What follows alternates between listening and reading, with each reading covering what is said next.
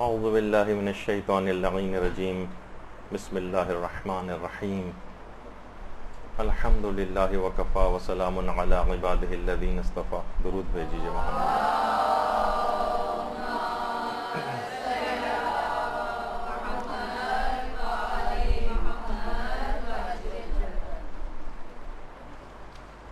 سب سے پہلے تو آج سب آپ لوگوں کو پیشگی ولادت باسعادت حضرت حجت علیہ الصلاۃ والسلام مبارک ہو. اللہم صلی علی محمد.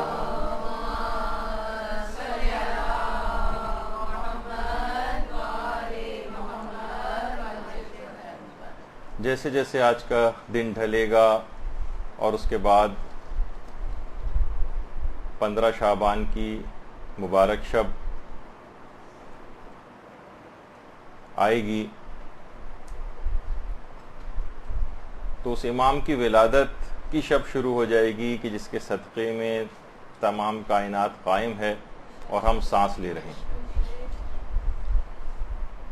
وہ نہ ہوں تو کائنات میں ایک لہجے کو کوئی شخص باقی نہ رہے. دیکھیے، سب سے پہلی بات تو یہ ہے کہ یہ امامت کا جو عہدہ ہے جو امام زمانہ علیہ السلام کے پاس ہے، یہ ایک الہی عہدہ ہے. کسی شخص کو اس کی اجازت نہیں ہے کہ وہ خود سے اپنے لیے امام منتخب کرے، اور یہی دلیل آغا محسن قرتی نے کانفرنس میں دی تھی کہ جس کے اندر تمام مسلمان علماء شریک تھے. تو انہوں نے وہاں پر ایک سوال رکھا کہ ہم سب لوگ یہاں پر جمع ہیں، ہم سبھی کا اعتقاد یہ ہے کہ امام زمانہ آئیں گے. کچھ کا ہے کہ پیدا ہو چکے ہیں، کچھ کا ہے کہ پیدا ہوں گے. تو ایسا کیوں نہ کریں کہ ہم سب لوگ مل کر ایک منتخب کر لیں کہ یہ ہیں امام زمانہ. تو جتنے بھی اور غیر شیعہ علماء وہاں پہ موجود تھے انہوں نے کہا نہیں، یہ تو ممکن ہی نہیں، یہ ممکن ہی نہیں ہے کہ ہم امام مہدی کو خود سے مقرر کر سکیں. تو انہوں نے یہی کہا کہ دیکھیے، جب 12واں جانشین خود سے منتخب نہیں کیا جا سکتا تو پہلا جانشین کیسے خود سے منتخب کیا جا سکتا؟ تو ایک الہی عہدہ ہے. اچھا، مومنین کرام آج کل ایک دوسری قسم کی بحثوں کے اندر لگ گئے. وہ یہ ہے کہ شرائط ظہور کو چھوڑ کر علائم ظہور کی تلاش میں لگ گئے. کون کون سی علامات ہیں امام کے ظاہر ہونے کی، اس کی تلاش میں سب لوگ لگے ہوئے ہیں، لیکن شرائط ظہور کی تلاش میں کوئی بھی نہیں. دیکھیے، امام کو ظہور کے بعد کن چیزوں کی ضرورت ہوگی، کتنے صالح افراد کی ضرورت ہوگی، ان کے ظہور کے لیے کس قسم کے افراد درکار ہیں، ان کی تیاری کے لیے کیا کیا جائے، ان افراد کا معیار کیا ہوگا، اس معیار تک ہم خود کو کیسے پہنچائیں، ہم کیا تیاری کریں، کیسے تیاری کریں، غیبت کے زمانے میں ہماری ذمہ داریاں کیا ہیں.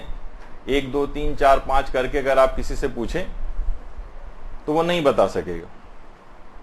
عالمی حکومت کے قیام کے بعد امام کو ہر شعبے میں کتنے صالح افراد درکار ہوں گے، یہ اس کی متعلق کسی نے آج تک کبھی انفارمیشن لینے کی، معلومات لینے کی کوشش نہیں کی.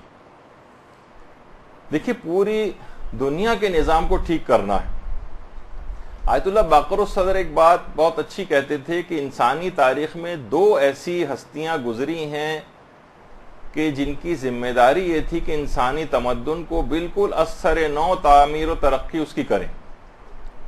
ایک تو فرماتے تھے کہ حضرت نوح، 950 سال کی تو صرف تبلیغ حضرت نوح کی، اور اس عظیم طوفان کے بعد دوبارہ سے از سر نو انہوں نے تہذیب اور تمدن کی تعمیر کی. اور فرماتے ہیں کہ دوسری وہ عظیم شخصیت امام زمانہ علیہ السلام کی ذات گرامی،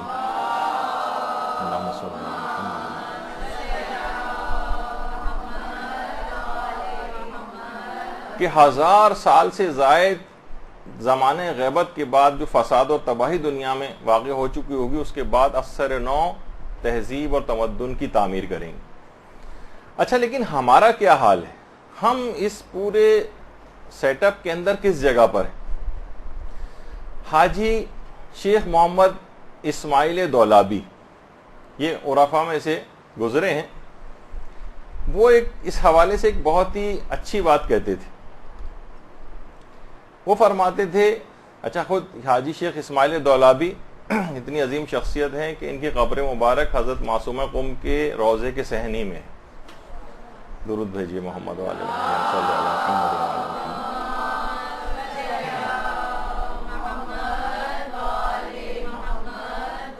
فرماتے تھے آخری زمانے میں لوگوں کی حالت کے لیے یہ مثال سے دے کر سمجھاتے تھے کہ اگر کسی شخص کے 4 بیٹے ہوں اور وہ چاروں بیٹوں کو ایک کمرے میں بند کر کے چلا جائے اور کہے کہ میں کام سے جا رہا ہوں، میرے آنے تک تم انتظار کرو، اس کے بعد وہ کسی جگہ سے چھپ کر یا کوئی کیمرہ لگا کر لوگوں کی حالت، اپنے بیٹوں کی حالت ظاہر دیکھے کہ وہ کیا کر رہے ہیں.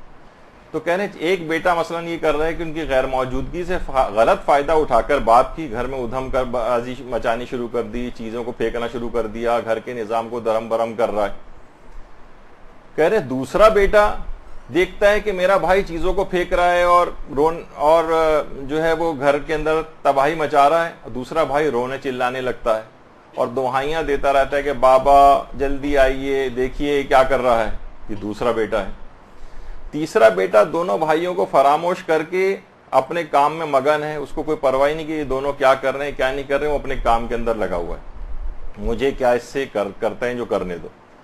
اور چوتھا بیٹا یہ ہے، اسے پتا ہے کہ میرا باپ چلا گیا لیکن وہ وہاں سے کچھ عرصے بعد آ جائے گا، تو وہ چیزوں کو اس غیر موجودگی سے اسی فائدہ اٹھا کر ترتیب سے رکھتا ہے، گھر کو صاف کرتا ہے، بلکہ سوچتا ہے اگر باپ کو آنے میں دیر بھی ہو گئی تب بھی میرا فائدہ ہے کہ میں زیادہ اچھے طریقے سے گھر کی صفائی کر دوں گا. تو کہہ رہے ہیں یہی مثال بالکل ہمارے آج کل کے معاشرے کی ہے. کچھ لوگ مستقل طور پر معاشرے کو خراب کر رہے ہیں، کچھ لوگ سوائے رونے دھونے کے اس کے علاوہ کوئی کام ہی نہیں، کہ بس کہ امام آپ ہی آئیے تو کچھ کیجئے، بس ایک طریقے سے دعائیاں مچانا جس کو کہا جاتا ہے صرف وہ کر رہے ہیں. اور تیسرے قسم کے لوگ وہ ہیں کہ جو اپنے امام کی غیر موجودگی کو بالکل بھلا کر اور اپنے فرائض سے بالکل بس اپنی دنیا کے اندر مگن ہیں، انہیں کسی تبلیغ سے، کسی اصلاح معاشرے سے کوئی سروکار نہیں. لیکن کچھ لوگ ایسے بھی ہیں کہ جو امام کی یاد کے ساتھ ساتھ دعا بھی ساتھ میں کر رہے ہیں، تبلیغ بھی کر رہے ہیں، اصلاح معاشرہ کی فکر بھی انجام دے رہے ہیں، معاشرے کی صفائی کی فکر میں بھی ہیں، خود بھی تیار ہیں اور دوسروں کو بھی تیار کر رہے ہیں، خود بھی اخلاق اور کردار کے اعتبار سے بہتر بن رہے ہیں اور دوسروں کی بھی فکر کر رہے ہیں کہ جب اس امت کا باپ امام زمانہ علیہ السلام تشریف لائیں گے، اللہم صلی علی محمد و علی محمد،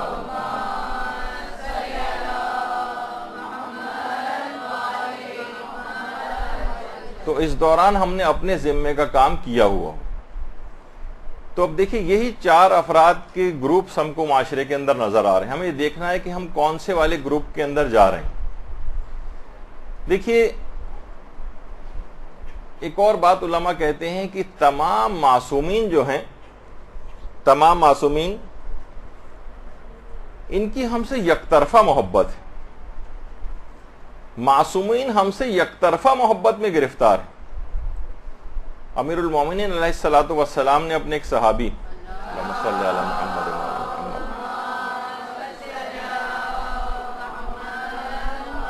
محمد جن کا نام رومیلہ تھا، کہا کہ رومیلہ جب بھی کوئی مومن بیمار ہو جاتا ہے تو ہم بھی بیمار ہو جاتے ہیں، اسے کوئی غم اندو لاحق ہوتا ہے تو ہم بھی غمگین ہو جاتے ہیں، وہ اگر کوئی دعا کرتا ہے تو ہم آمین کہتے ہیں، اور وہ اگر دعا کرنا بھول جائے، دعا نہ کرے تو ہم اس کی طرف سے دعا کرتے ہیں.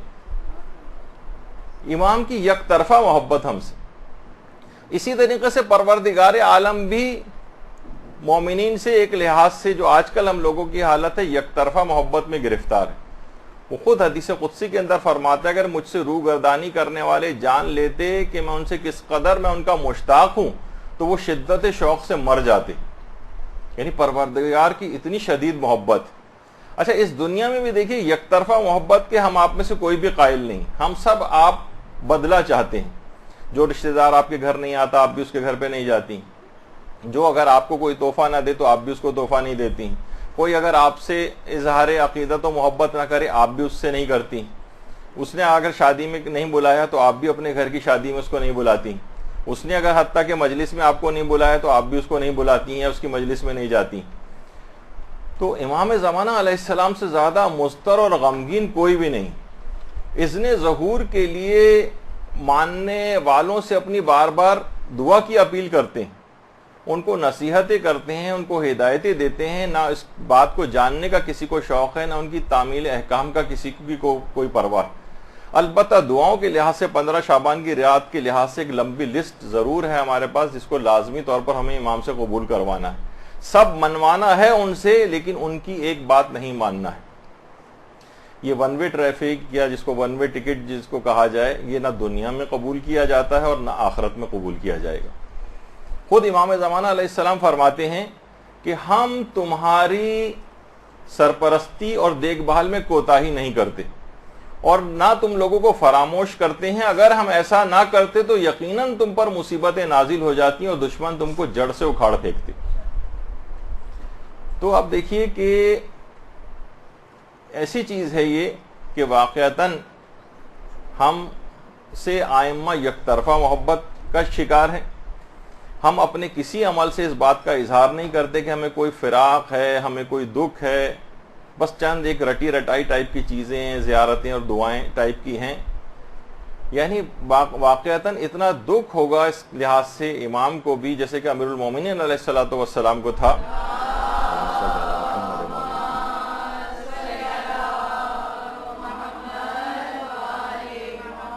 کہ باقاعدہ نہج البلاغہ میں کوفیوں کے لیے امیر المومنین کے جملے ہیں کہ خدا علی کو تم سے چھین لے اور تم کو علی سے چھین لے.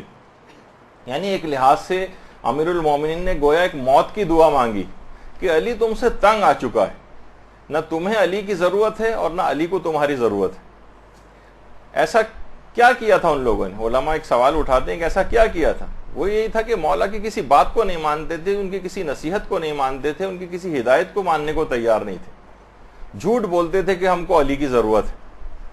علماء فرماتے ہیں آج ہماری زندگی کو آپ اٹھا کے دیکھیں، مصروفیات کو اٹھا کے دیکھیں، ہماری شادی کی تقریبات کو اٹھا کر دیکھیں، ہمارے جشن کے پروگراموں کو اٹھا کر دیکھیں، ہمارے جو اسکول کالج اور یونیورسٹیز کو، تعلیمی اداروں کو اٹھا کر دیکھیں، گلی کوچوں کو دیکھیں، ہمارے گھر کو دیکھیں، رہن سہن کے انداز کو دیکھیں.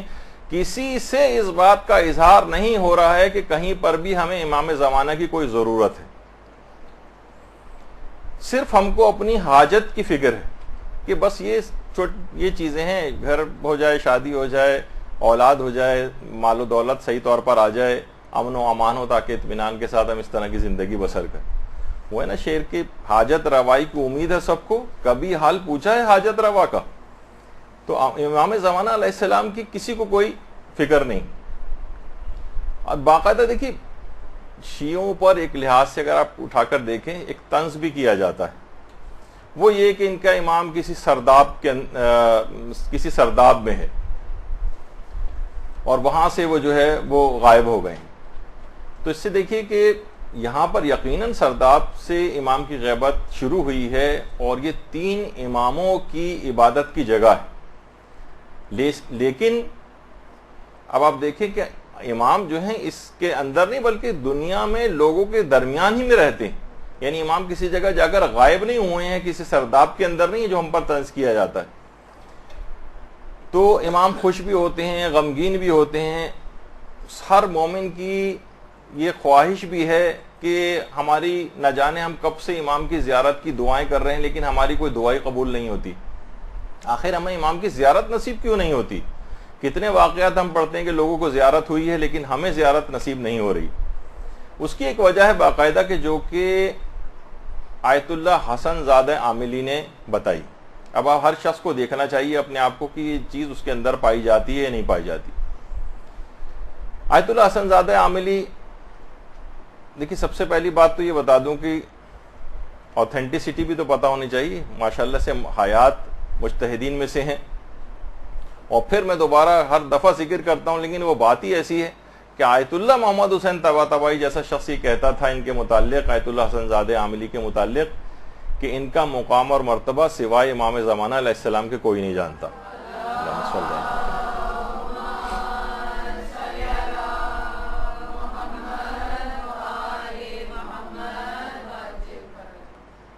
علامہ ذوالفنون یعنی ان کا باقاعدہ لقب ہے، یعنی اتنے سارے علوم کے ماہر ہیں کہ عام طور پر مجتہدین میں بھی اتنے نظر نہیں آتے ہیں جتنے کہ ان کے اندر جمع ہو گئیں۔ عرفانی علوم کے اوپر ان کی کتابیں ہیں، اور فلسفے کے اوپر کتابیں ہیں، اور کلامی کتابیں ہیں، اور تفسیر کے اوپر ہیں، اور روایت کے اوپر ہیں، اور رجالی ہیں، اور فقی، ریاضی، ادبی، نہ جانے کون کون سے علوم کے اندر۔ اور یہ خود یہ فرماتے ہیں کہ جوانی میں مسجد جامع عامل، ان کا نام حسن زادہ عاملین، عامل کا جو علاقہ ہے ایران میں، وہاں پر میں نے زیارت کی ہمارے 8ویں امام امام علی رضا علیہ الصلوۃ والسلام سے۔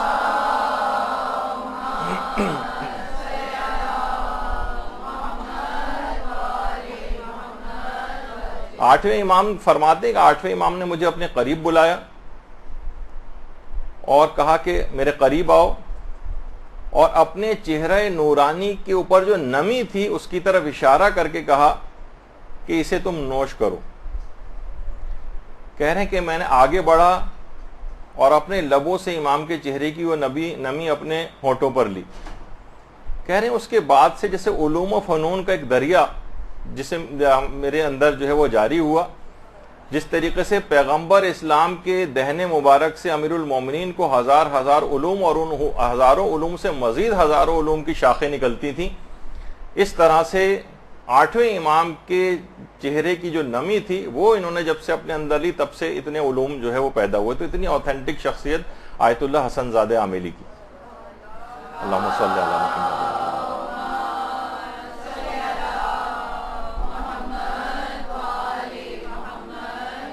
یہ آیت اللہ حسن زادہ عاملی فرماتے ہیں کہ آیت اللہ محمد حسین طباطبائی کے جو بڑے بھائی تھے، جن کا نام تھا سید محمد حسن الہی طباطبائی، یہ عرفان اور سیر و سلوک میں آیت اللہ علی آقا قاضی کے شاگرد تھے، اور بلکہ آیت اللہ سید جلال آشتیانی فرماتے ہیں کہ مراتب سیر و سلوک میں حسن الہی اپنے بھائی محمد حسین طباطبائی سے بھی بہت آگے تھے، مراتب سیر و سلوک میں۔ اور آیت اللہ جعفر سبحانی یہ فرماتے ہیں، یعنی خود آیت اللہ جعفر سبحانی ماشاءاللہ حیات ہیں، یہ فرماتے ہیں کہ آیت اللہ محمد حسین طباطبائی سے میں نے خود سنا ہے۔ دیکھیے میں ان کی آپ کو بتا رہا ہوں کہ یہ افراد کیا ہیں، ہمیں اپنے علماء کی بھی معرفت نہیں ہے، پھر میں اپنے موضوع پر آتا ہوں۔ یہ آیت اللہ جعفر سبحانی فرماتے ہیں کہ میں نے خود آیت اللہ محمد حسین طباطبائی سے سنا ہے کہ وہ فرماتے تھے کہ میں نے ایک دفعہ چشم برزخی سے جب مشاہدہ کیا تو میں نے دیکھا کہ میرے بھائی سید محمد حسن الہی طباطبائی سابقہ انبیاء کے ساتھ ان کی مجالست کے اندر بیٹھے ہوئے تھے۔ درود بھیجیے محمد علیہ۔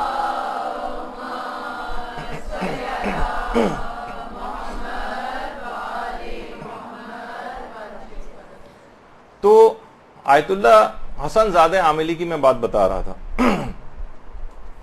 وہ کہتے ہیں کہ میں حسن الہی طباطبائی سے اکثر بات یہ کہتا تھا کہ جب بھی وہ کبھی استاد علی آقا قاضی کی خدمت میں جائیں تو ان کے سامنے میری ایک خواہش رکھیں کہ جب بھی آپ کی حضرت حجت سے کوئی ملاقات ہو تو یا تو مجھے اس ملاقات میں شریک کر لیں یا مجھے اذن ملاقات امام سے عطا کروا دیں۔ جب بھی آپ ان کی خدمت میں جائیں، وہ ان کے خاص شاگرد تھے۔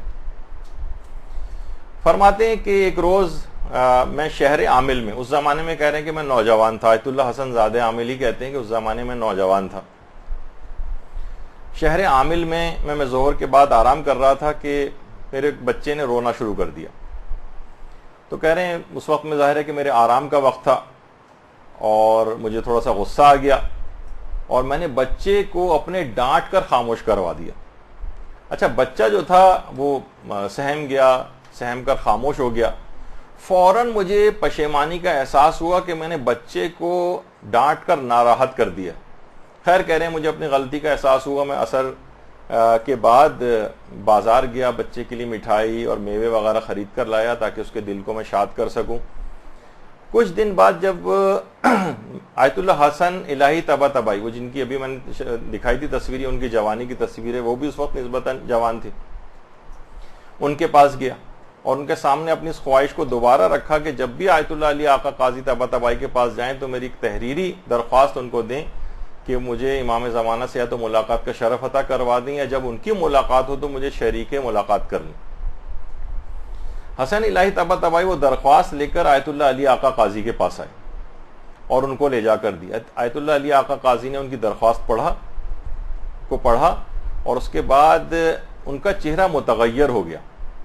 اب جو جملے انہوں نے کہے وہ اگر اکیلے صرف وہ والی بھی وجہ ہو تو ہم سب کے لیے کافی ہے وہ کہ کیوں ہماری ملاقات امام سے نہیں ہوتی۔ انہوں نے کہا کہ وہ شخص امام زمانہ سے کیسے ملاقات کر سکتا ہے جو اپنے ایسے خراب اخلاق کا مظاہرہ اپنے بچوں یا گھر والوں سے کرتا ہو تنبیہ کے لحاظ سے، اور اتنی معمولی سی بات صرف تھی کہ بچے کو غصے سے ڈانٹ کر خاموش کرا دیا تھا جو سہم گیا تھا، اور کہا کہ وہ شخص جو کہ تندی اور ترشی سے پیش آتا ہو اپنے گھر والوں سے، وہ کبھی بھی امام سے ملاقات کا شرف حاصل نہیں کر سکتا۔ جو کسی سے بد اخلاقی سے پیش آتا ہو وہ کبھی اس مقام اور مرتبے تک کو حاصل نہیں کر سکتا کہ وہ امام زمانہ سے ملاقات کا شرف حاصل کر سکے۔ دیکھیے کتنی اہم بات ہے یہ کہ عام طور پر ہمارے گھروں کے اندر کتنا یہ سب چیزیں اس قسم کے برے اخلاق دیکھنے میں آتے ہیں۔ ایک جملہ ہے جو کہ آیت اللہ علی آقا قاضی سے بھی منسوب ہے، اور یہی جملہ ان کے ایک شاگرد ہاشم حداد سے بھی۔ ان دونوں کے متعلق یہ بات پائی جاتی ہے کہ جب ان سے کسی نے پوچھا کہ کیا آپ نے امام زمانہ سے ملاقات کی ہے، تو انہوں نے جواب دیا کہ اندھی ہو جائے وہ آنکھ جو صبح ہوتے ہی اولین نگاہ اپنے زمانے کے امام کے چہرے کے اوپر نہ ڈالے۔ اللہم صلی اللہ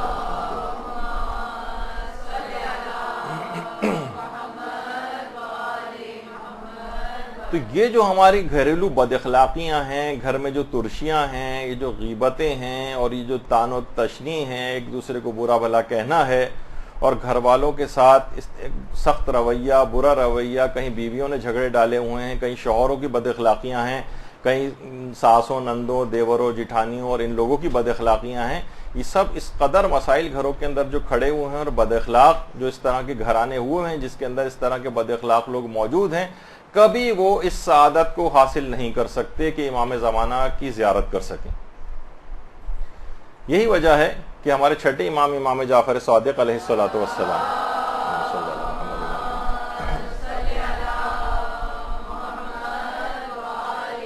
فرماتے ہیں کہ جو شخص حضرت قائم کے اصحاب میں شامل ہونا چاہے اسے انتظار کرنا چاہیے، اور انتظار کے دوران تقوی اور نیک اخلاق کو اختیار کرنا چاہیے۔ تقوی کو اور نیک اخلاق کو اختیار کرنا چاہیے۔ ہمارے ہاں یہی نیک اخلاق بالکل مفقود ہوتا جا رہا ہے، اور گھروں میں سب کو اس کی مثالیں لوگوں کے سامنے۔ اچھا، جن کا بھی تذکرہ ہوا تھا حاجی شیخ اسماعیل دولابی کا، یہ خود کہتے تھے، بڑا اچھا ایک جملہ کہتے تھے کہ دیکھیے فشار قبر کا علم سب کو ہے، لیکن اس کی دنیا کے اندر بھی قابل مشاہدہ مثال ہے۔ فشار قبر کی دنیا میں قابل مشاہدہ مثال کہتے تھے وہ ہے بد اخلاق شخص، یہ خود کو بھی فشار دیتا ہے اور دوسروں کو بھی فشار دیتا ہے۔ بد اخلاق شخص جو ہوتا ہے ہر وقت غصے میں، ہر وقت بد کلامی، اور آپس میں ہر وقت کے لڑائی جھگڑے، کوئی اتحاد و اتفاق نہیں، گھروں کے اندر بھی لوگوں کا اتحاد و اتفاق آپس میں نہیں ہے۔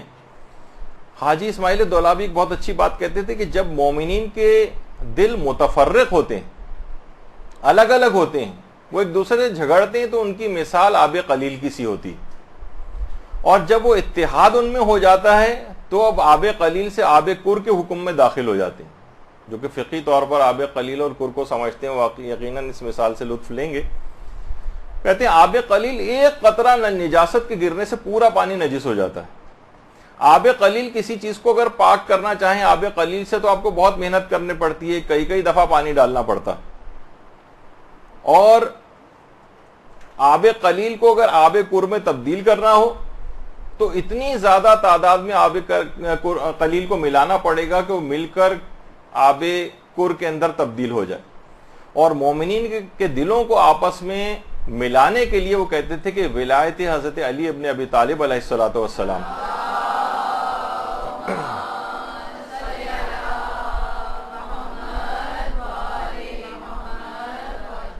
یہ موجود ہے.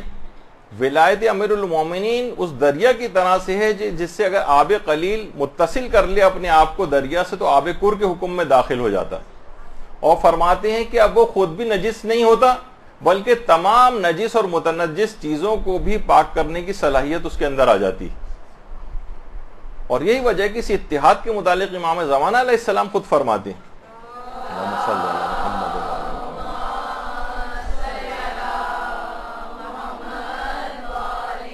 کہ اگر ہمارے شیعہ ایک دل اور متحد ہو کر ہمارے ساتھ کیے گئے عہد و پیمان کو پورا کرتے تو ہمارا ظہور بہت جلد ہو جاتا.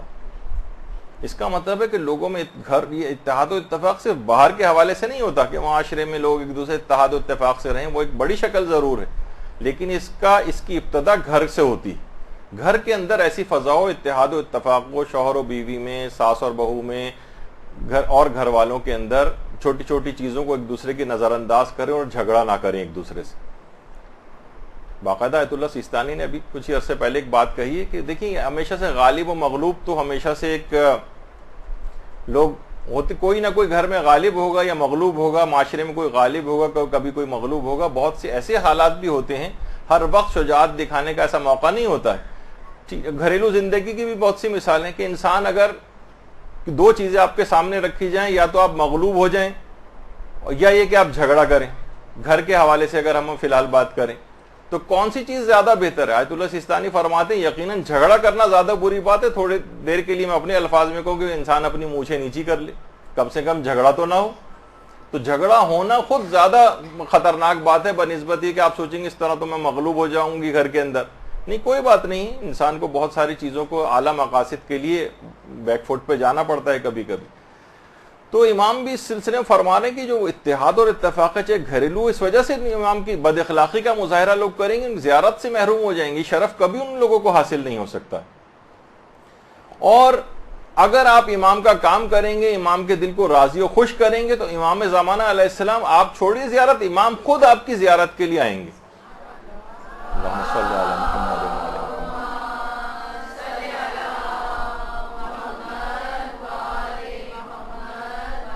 تہران کے جو امام, ہاں اس کے اندر یہ بھی ایک اہم بات ہے کہ دیکھیے پہلے اور بات بتا دوں کیونکہ سلائیڈ ہی آ گئی بیچ میں, کہ امام وقت کا حق ادا کرنا, امام کے حقوق کیا ہیں اس کی بھی تو معرفت ہونی چاہیے نا. جب بھی آیت اللہ کوہستانی فرماتے تھے کہ غیبت امام زمانہ میں جو سب سے بڑی بلا اور مصیبت مومنین کی اپنی ذمہ داریوں سے لا علمی, ان کو پتہ ہی نہیں کہ ہماری ذمہ داریاں ہیں کیا. اور اگر کوئی ذمہ داری پتہ کر کے امام کے لیے کام کرے گا تو امام خود ملاقات کے لیے آئیں گے. تو ابھی میں جن کا ذکر کر رہا تھا تہران کے جو امام جمعہ ہیں حجت الاسلام صدیقی, یہ خود فرماتے ہیں کہ جب تک کہ رہبر معظم صدر تھے تب تک آیت اللہ سید رضا بہاؤالدینی سے ان کا رابطہ نہیں تھا,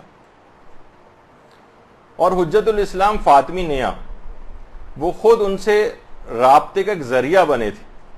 ایک دفعہ آیت اللہ رضا بہاؤالدینی بیمار ہو گئے تھے. عرفہ میں, ایران کے معروف عرفہ میں ان کا شمار ہوتا ہے رضا بہاؤالدینی کا. آیت اللہ علی آقا قاضی کے شاگردوں میں خود رضا بہاؤالدینی بھی تھے. بیمار ہو گئے تھے اور بیمار ہو کر ہسپتال میں داخل ہونے کو تیار نہیں ہوتے تھے آقا رضا بہاؤالدینی. خیر اس کی ایک وجہ بھی ہے. دیکھیے ہاسپٹلس کے اندر عام طور پر دیکھنے میں یہ آتا ہے کہ انسان واقعتاً کوئی خدا ایسا انتظام کر دے, دعا کرنی چاہیے کہ انسان اپنے گھر میں عزیز و اقارب کے درمیان کہ اس کے لیے حالت احتضار کے اعمال کر رہے ہوں, اس طرح کی چیزیں ہو جائیں. عام طور پر ہسپتالوں میں ایک دوسری طرح کا ایک طریقہ کار ہوتا ہے, بلکہ آپ کو آخری اوقات میں وہ لوگ کمرے سے باہر بھی نکال دیتے ہیں اور بہت ساری چیزیں جو اس وقت مرنے والے کو احتضار کے لحاظ سے ضروری واجبات مستحبات ہوتے ہیں وہ بھی انجام نہیں دے پاتے. تو آیت اللہ بہاؤالدینی تیار نہیں ہوتے تھے کہ میں اسپتال میں داخل ہوں. تو باقاعدہ رہبر معظم نے فاطمی نیا, حجت الاسلام فاطمی نیا کو باقاعدہ بھیجا اور کہا کہ آپ ان کو تیار کریں. آقا رضا بہاؤالدینی کو تیار ہو گئے اسپتال میں داخل ہونے پر, اور داخل ہونے کے بعد صحتیاب ہو کر بھی وہاں سے واپس آئے. اچھا, اب حجت الاسلام صدیقی جو امام جمعہ ہے تہران کے، وہ فرماتے ہیں جب میں ان کی عیادت کے لیے گیا آیت اللہ رضا بہاؤالدینی کی، تو بہت سی باتیں ہوئیں، باتوں میں انہوں نے ذکر کیا کہ حضرت حجت اس حقیر سے ملاقات کے لیے ہسپتال میں تشریف لائے تھے۔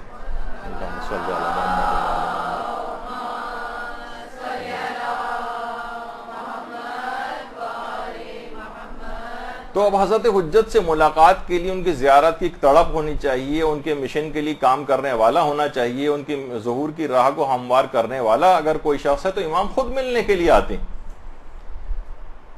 تو اور آج بھی اگر کوئی یہ تمام شرائط اپنے اندر پیدا کر لے، امام کو کسی طریقے سے راضی و خوش کر لے، جو کہ ہمارے آج کا عنوان بھی ہے، تو امام خود اس سے ملاقات کے لیے آئیں گے۔ شیخ صدوق کہتے ہیں میں نے خواب میں دیکھا کہ میں مکے میں ہوں، طواف کر رہا ہوں، اور 7ویں چکر کے بعد جب میں حجر اسود پر پہنچا تو حجر اسود کو میں نے بوسہ دیا، اور وہ دعائیں میں پڑھنے لگا جو حجر اسود کو بوسہ دیتے وقت پڑھی جاتی۔ اچھا، میں اس زمانے میں فرماتے ہیں میں لوگوں کے شبہات کی وجہ سے، جو امام زمانہ پر شبہات تھے، دین کے متعلق جو شبہات تھے، لوگوں کی دین سے دوری ہو رہی تھی، میں بہت زیادہ غمگین تھا، اور لوگ امام زمانہ سے بھی گویا ایک لحاظ سے غافل تھے۔ میں سخت افسردہ تھا اپنی اس کیفیت پہ۔ اچانک میں نے نگاہ اٹھا کر دیکھا کہ میرا آقا اور مولا صحن کعبہ میں موجود ہے۔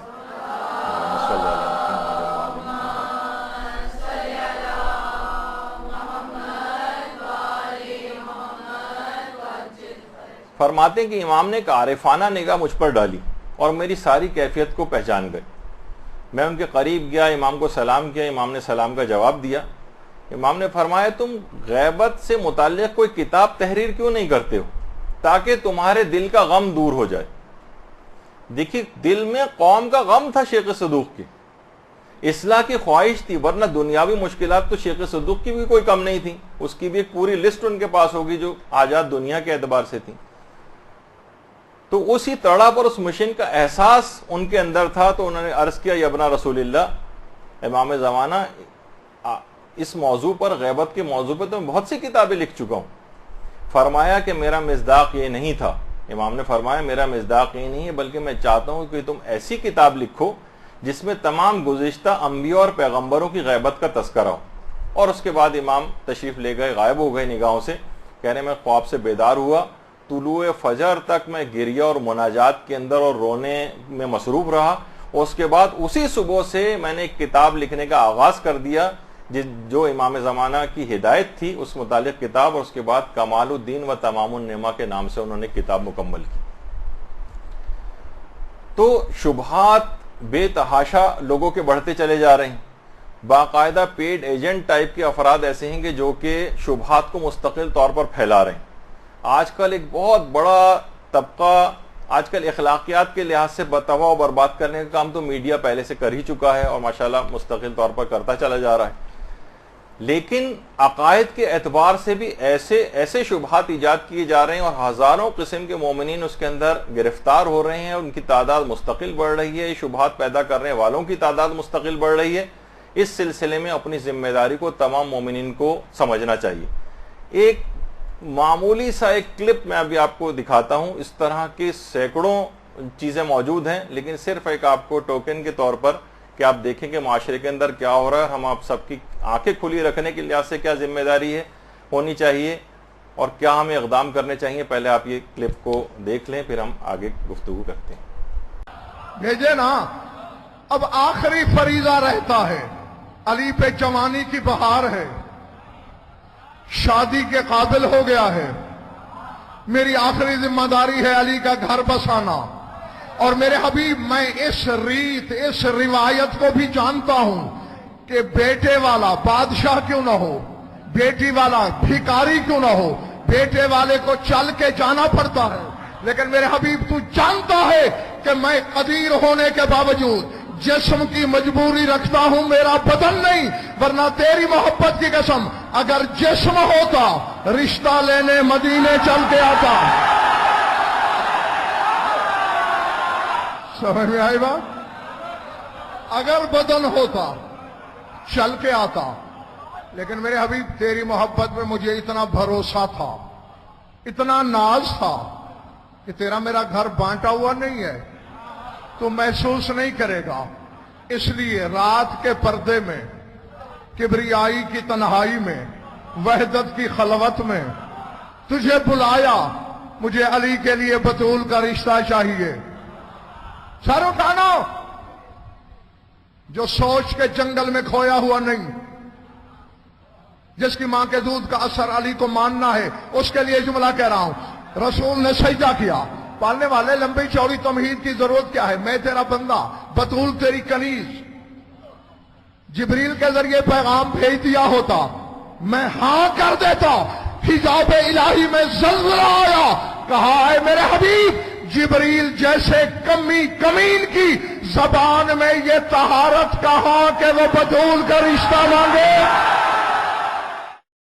चलो नजफ और मक्का चलते हैं। अबू तालिब पादरी के पास आए, एहतराम अबू तालिब में पादरी खड़ा हुआ। क्यों आए? अबू तालिब कहते जरा एक जायचा बना। क्या? जरा देख तो सही, 13 रजब फजर के वक्त इतने बजकर इतने मिनट पर, इतने बजकर इतने मिनट पर, इतने बजकर इतने मिनट पर एक बच्चा पैदा हुआ है।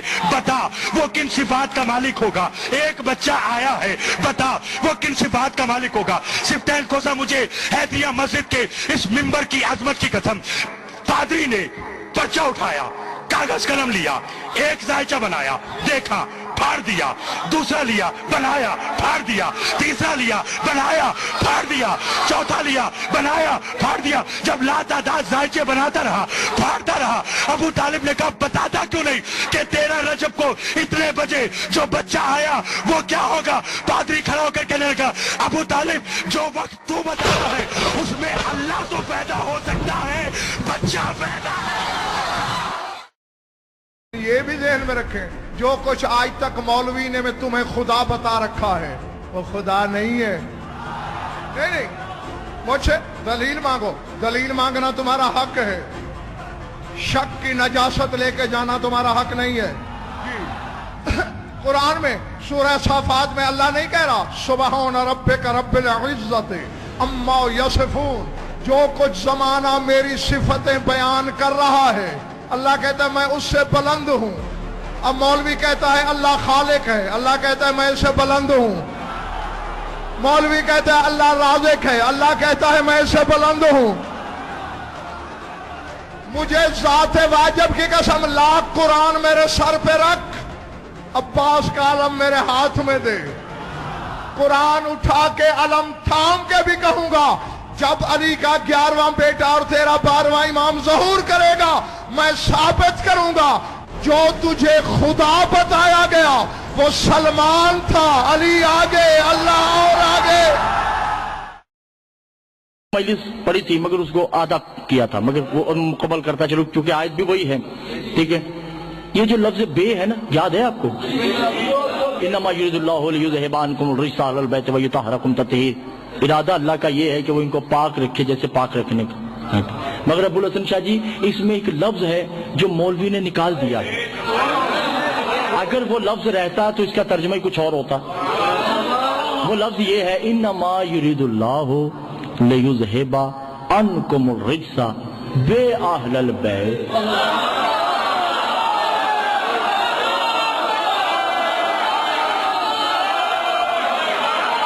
बे अहलल बैत व युतहहिरकुम तत्हीरा। इसका तर्जुमा ये बनेगा, अल्लाह का इरादा है कि ऐ अहले बैत, जो तुम्हें झुक जाए मैं उसे ऐसा पाक कर दूं जैसे पाक करने का है। घबराए तो नहीं है ना? ऐसा पाक करे जैसे पाक करने का हक है। अच्छा, बात को और आगे बढ़ाते चलें, जिनको याद है बस इसमें से कुछ मैंने पैराग्राफ लेने हैं। जाबिर बिन अब्दुल्ला की जुर्रत ही नहीं कि वो फातिमा से बात करे। हदीस किसा अन जाबिर बिन अब्दुल्ला अंसारी, ये है ना, ये बिल्कुल गलत है। रिवायत है अन ज़ैनब बिनते अली। केवल आपने तवज्जो नहीं की जाना। ज़ैनब बिनते अली 5 चादर में आते हैं, फिर कहते हैं जिब्रील भी आया। जिब्रील नहीं आ सकता। जिब्रील को तो सरकार आले मोहम्मद का इदराक ही नहीं। जिब्रील को آل محمد کا شعور ہی نہیں، علم ہی نہیں، اگر اسے آل محمد کا ادراک ہوتا نا، جب محمد کہہ رہے تھے چلو آگے تو وہ انکار نہ کرتا، سدرۃ المنتہا پہ کہا نا کہ یا رسول اللہ میں آگے نہیں جا سکتا، اس کا یقین ہوتا کہ محمد کہہ رہے ہیں تو چلا جاتا۔ نہ جانا اس بات کی دلیل ہے کہ اسے آل محمد کا ادراک ہی نہیں ہے، جب ادراک نہیں تو چادر میں کیسے آ سکتا ہے؟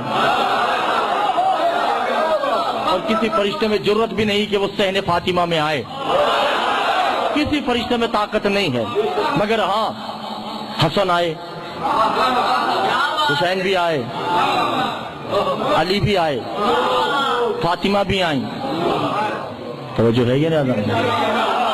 علی یدخل علی، پھر علی آئے، جو سمجھ رہے ہیں ان کو میں، وہ علی کون تھے؟ اس کا نام تھا علی ابن الحسین۔ امام سجاد بھی چادر میں آئے، وَيَدْخُلُ محمد باقر، امام باقر بھی نازل ہوتے ہیں چادر میں آ گئے، امام جعفر صادق بھی نازل ہوئے چادر میں آ گئے، امام موسیٰ کاظم بھی نازل ہوئے چادر میں آئے، امام علی رضا تا امام زمان۔ جب سب اکٹھے ہو گئے نا، اب اللہ کا ارادہ ایک ہو گیا، اللہ کا ارادہ جب ایک ہوا تو اب اللہ نے کہا یا ارادت، اے میرے ارادو، یا قلم الاولی، اے میری اول قلم، مؤذن اذن ہی یدخل للہ، اگر تم اجازت دو تو میں اللہ بھی آ جاؤں۔ توجہ قبلہ، یہ میں نے بڑی کلیجے کی طاقت سے یہ جملہ کہنا ہے، میرا ساتھ دیجئے گا۔ جو ہی کہا نا کیا کلمہ اول، میں بھی تمہارے ارادے میں شامل ہونا چاہتا ہوں، میں بھی آنا چاہتا ہوں۔ اس وقت جناب سیدہ نے کہا لیا لیا، اہلن و سہلن، اے بار الہ آ جا۔ اب وجود تو وہ رکھتا نہیں، مولا فرماتے الوجوہ الاسماء العباس ہی، اس نے اپنے آپ کو عباس کے وجود میں ڈھالا۔ کوٹ عبد المالک والوں نے اتنا بڑا جملہ ضائع کر دیا اسرار کا، خدا نے اپنے آپ کو عباس کے پیکر میں ڈالا، ہو بہو عباس بنایا، بظاہراً عباس ہے، باطن میں عباس نہیں ہے۔ نہ سرکار، ایسا نہیں ہے، خدا نے بظاہراً توحید کے وجود دو دفعہ ڈھالے ہیں، گھبراہ ہوئے تو نہیں ہے جاننا۔ پہلا دیکھیے، میں پہلے کہہ چکا ہوں کہ اس کا ارادہ ہے ان سے طہارت کو قریب رکھنا، اس کی ذمہ داری، اور ہر اس کو نجاست سے دور رکھنا جو ان کا پیروکار ہے۔ خدا نے دو دفعہ اپنے وجود کو ڈھالا ہے۔ ملک صاحب، میں بہت بڑی بات کرنے جا رہا ہوں۔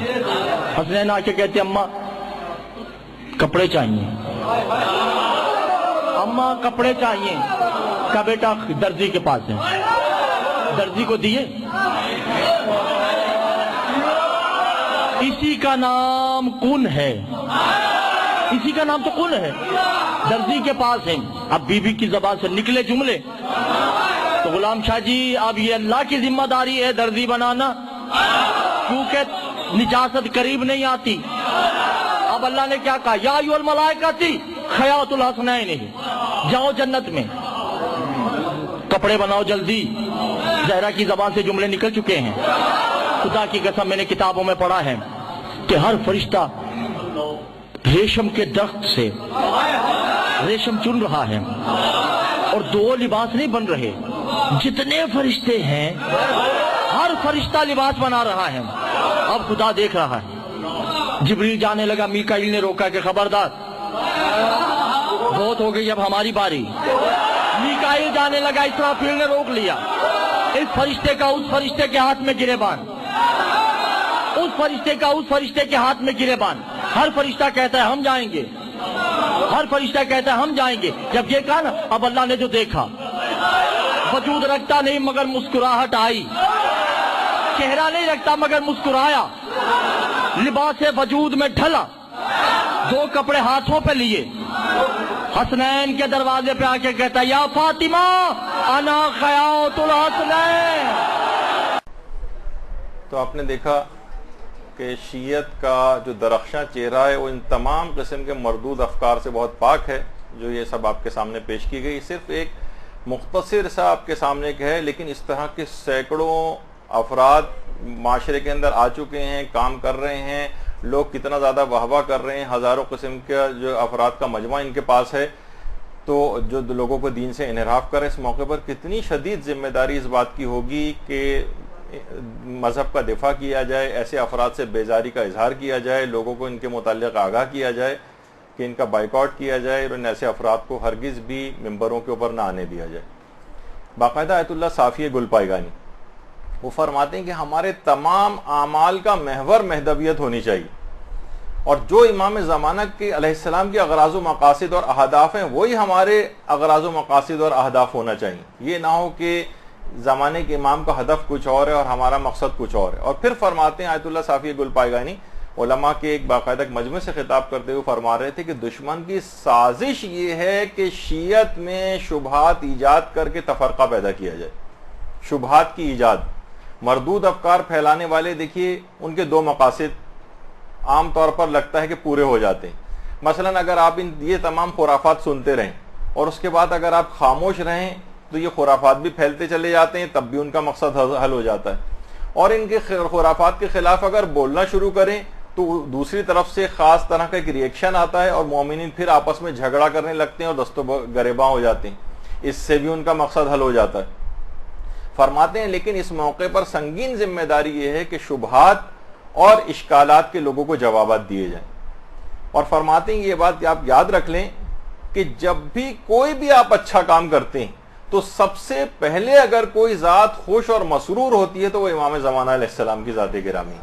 اللہم صلی علی محمد وعلی محمد.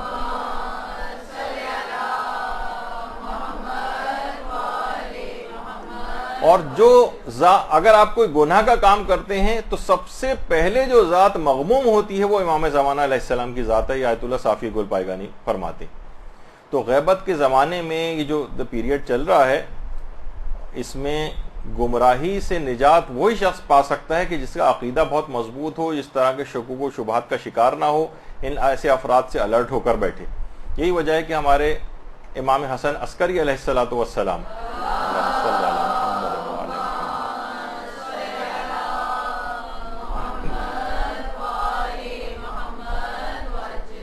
احمد ابن اسحاق قمی سے امام نے فرمایا کہ اے احمد ابن اسحاق قمی، اچھا امام ان کے اوپر بہت زیادہ اعتماد کرتے تھے، اور امام نے کہا کہ اگر تمہاری شخصیت آشکار نہ ہوتی اور واضح نہ ہوتی ہم پر تو ہم کبھی تم کو اپنا بیٹا نہ دکھاتے.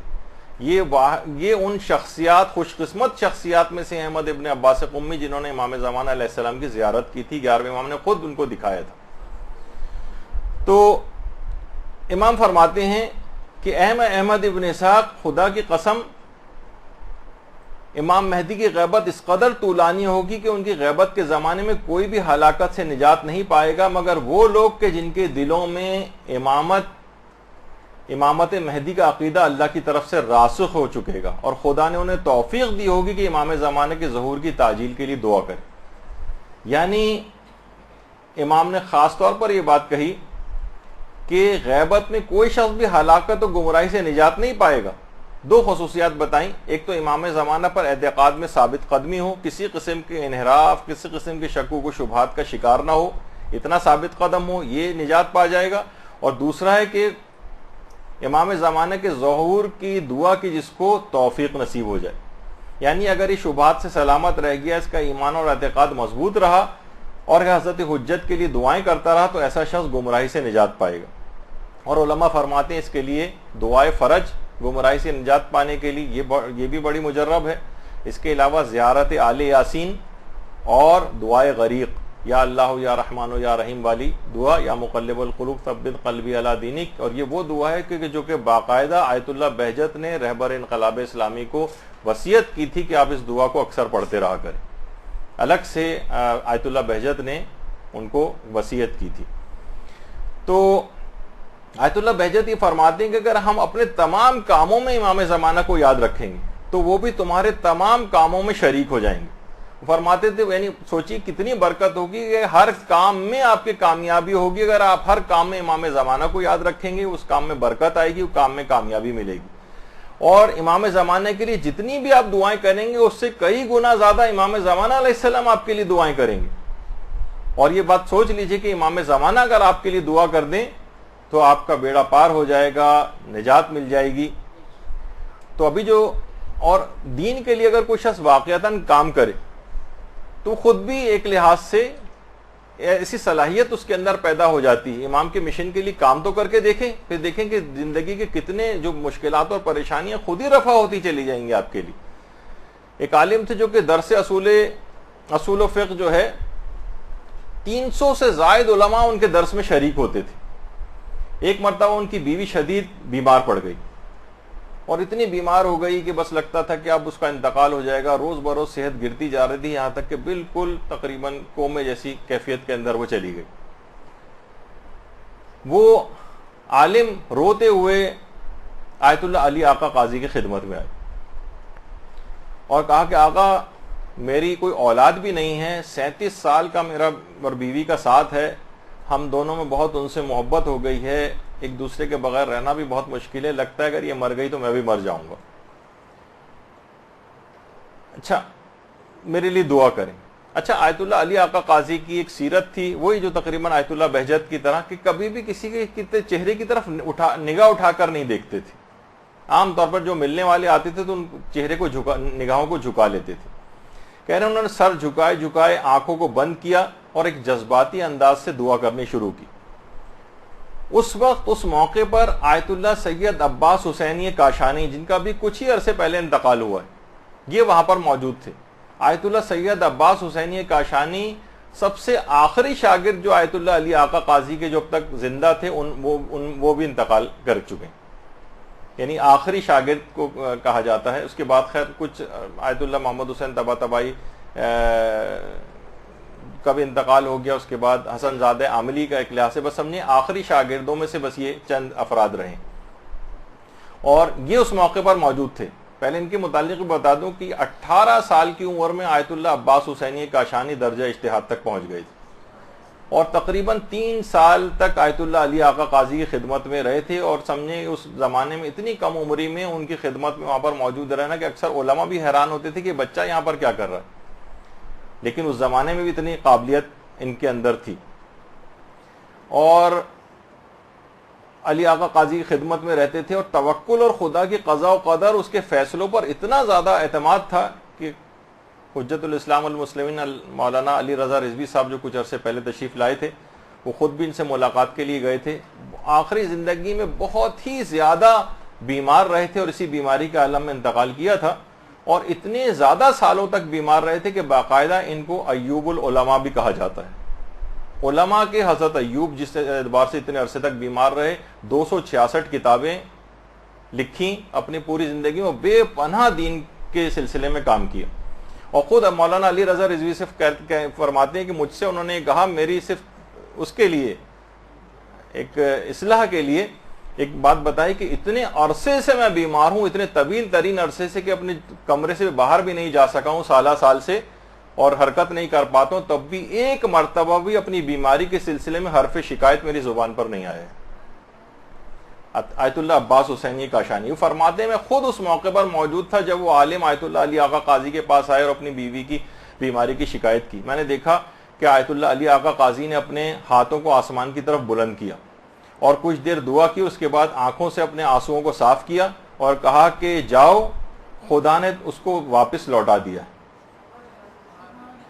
اللہم صلی علی محمد و علی محمد.